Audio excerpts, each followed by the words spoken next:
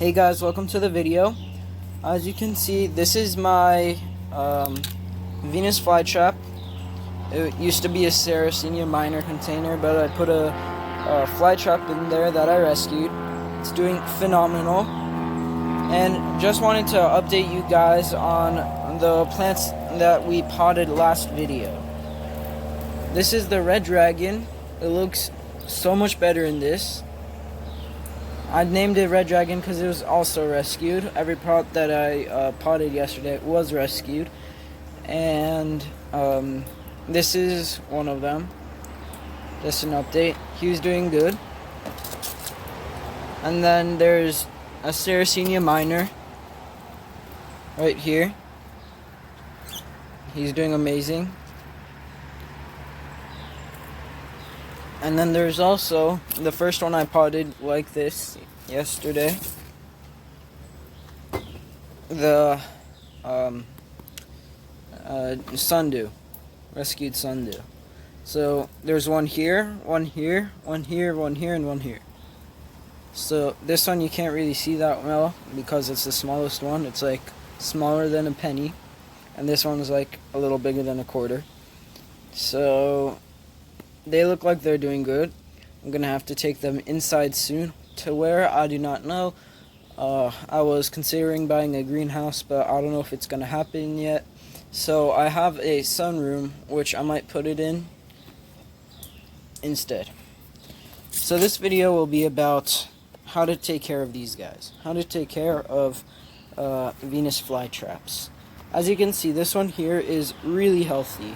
Has nice big traps, new ones coming out all over the place, and it seems to be doing really well. Caught some bugs on its own as well. So what you would want to do is you will not water it tap water, or some places they do have tap water, which is okay for these plants. Which is how you would know that the tap water is good for these plants is if it is 50 ppm or less. ppm stands for parts per million, and that is how much debris or chlorine chemicals are in the water. Not how much debris, but how much chemicals are in the water. How many chemicals. So I have a meter that calculates. I put it in the water, and it calculates how much ppm, and it also calculates the temperature in both degrees and Fahrenheit and Celsius. So I keep mine, I put them in with about 0 ppm, the water being at 0 ppm, and I put them in with water starting at 0 ppm and take it out at about probably 20. Why is it at 20 afterwards? Well, probably because some debris, not a lot, but some debris from the dirt gets into their water and causes the ppm to go up. And that will not hurt them unless the potting soil has Miracle-Gro in it, which is a fertilizer that they put in the soil, which will on its own kill the plants. So number one, you should not have that in your soil, and number two, you should have a low ppm. It's okay to have it at 20, at 30, and I would maximum, if you really can't find any other option, 50 is okay. So, the temperature these guys can be in. I would say these guys can go all summer long in the USA, anywhere really, unless it's like in the desert where there's 24/7 of direct sunlight. So then you might want to give it some shade, probably 6 to 8 hours of sunlight max. Well, on average, that's what you're supposed to have, 6 to 8 hours of direct sunlight. And you want it to be pretty warm during the summer. You don't want it to get cold. You don't want it to be lower than 70 degrees, lower than 60 degrees during the summer. The hottest it's gotten is probably around 90 something, 91, 92, something like that. So that's the hottest it's here, and it's been the flytraps have been doing really well. So if your area is like that, then you will be great. And right now it is September, and it's about 60 degrees, 70 degrees at times. It's getting cold now, pretty early. which I think is okay. The plants will survive. It's not bad at all. It's just an early dormancy for them. And that also leads us into dormancy. You guys will want to give these guys a dormancy of about 2 months, 2 or 3 months, which means a cold period where it can rest. It usually produces shorter traps. The bigger ones, which I'm pretty sure these ones will die off. It's better to see on this ones. These tall ones over here, they will die off when it gets a little colder than this. And it'll just technically look like this. The top will die off, and then the rest of the leaf will go brown as well. And smaller traps, for example, I'm pretty sure I have one. If you guys see one and I don't, I'm sorry. Like these, like this one right here. It's pretty small. Those will probably come out during the winter. And I don't know what happened here. If you guys know what happened here, I've had it on another Sarracenia, and I don't know what it is. So I soaked these plants, and so far I haven't had anything else, but I don't know what it is, so please tell me if you know. So anyways, that's it for temperature. Also, keep the humidity pretty high. Never let it dry out. Another note, keep them moist, and the water, keep the soil wet, and the water, keep them in a tray of water. It depends on the pot, but for example, this pot, you can see size comparison, my hand in the pot.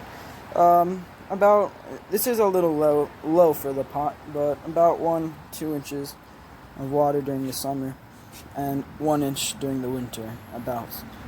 And the bigger the pot, of course, the more water you'll need.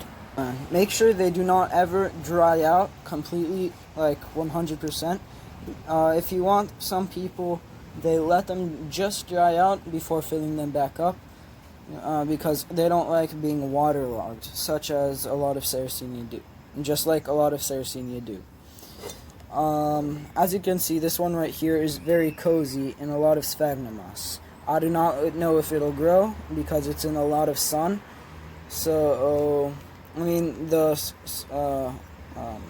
the moisture is fine for them, but I do not know if the sun will prevent it from growing, because that's what has been the case so far. So sometimes the more sun, the more coloration you'll get.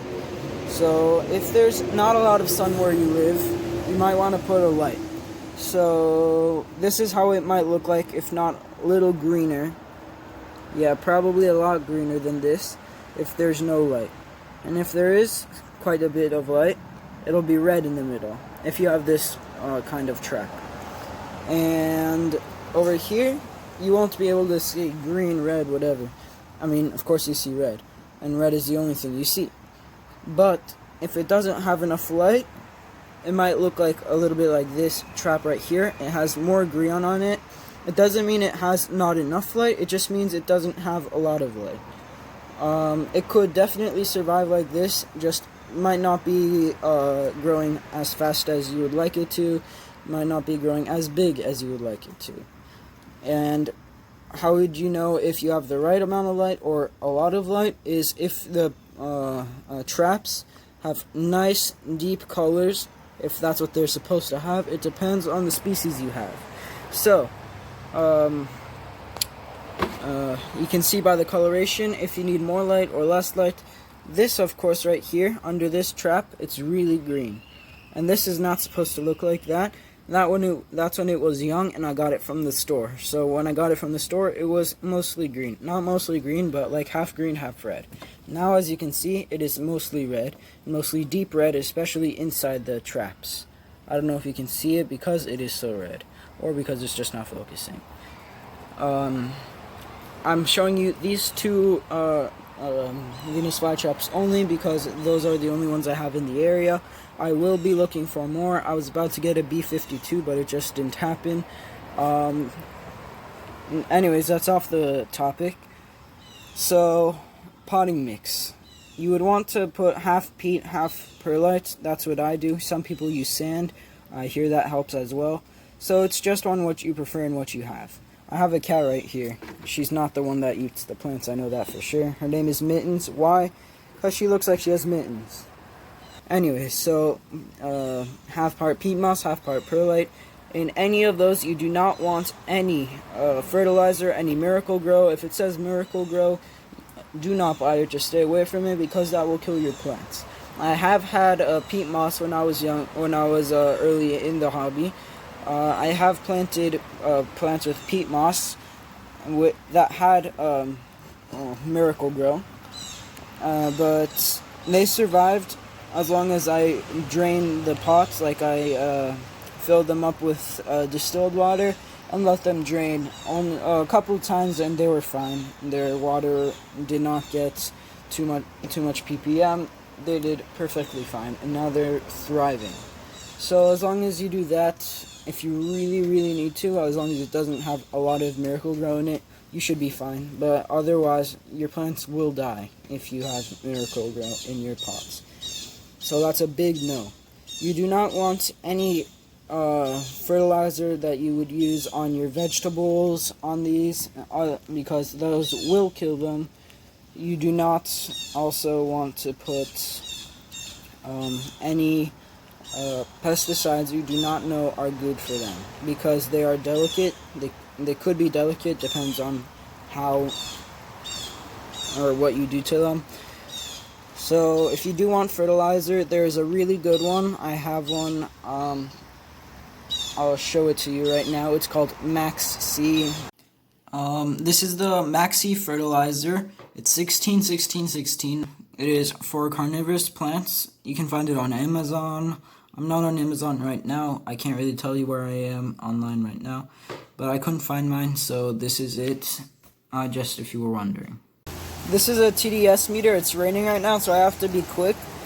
This is the meter that measures your water. I have one that comes in this case. I open it, pull it out. It has a clip on the back, which is handy. I'm gonna have to use my other hand to pull it out. It has an on-off switch, a clear, and a mode. If you pull this cap off the top, it'll reveal the battery, which I'm not going to be doing because it's raining. And if you pull off this bottom, this is where the meter is. This is how it looks like, and on the back it has instructions for normal drinking water. If you guys want, you can pause it and read it, but I'll have to go quick, so I'm not going to go over it.